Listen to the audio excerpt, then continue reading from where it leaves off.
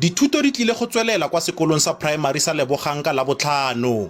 Seno se latela gore batswadi ba tswale sekolo seno malatsi a le mabedi ba lopa lefapha le samagane le leswe le mokoti kapa sinkhole eo ba reng e tsenya maphelo a barutwana mo kotsing. Re ba emetse gore ba tlo lekola mo ba go tseba dilo tša meago gore moago o sa lokile gore bana ba ka ba gona goba moago o tshwanetse re o phume.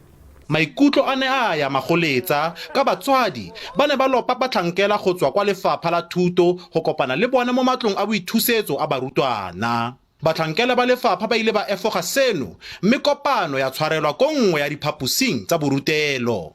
Batswadi ba re ba swabisa ke gore ba ile ba tshwanela ke go tswala sekolo pele lefapha le ka ba nnaya tsebe. Go botlhoko gore re tshwanela gore re etse ntho re irileng gore ba kgone go rutlwelela. Lefapha le ikwetse go batsadi go se kgoreletse bana dithuto fa bana le ditopo dingwe kgatlhanong le lefapha. Offense Stimo, SABC News, Ga-Rankuwa.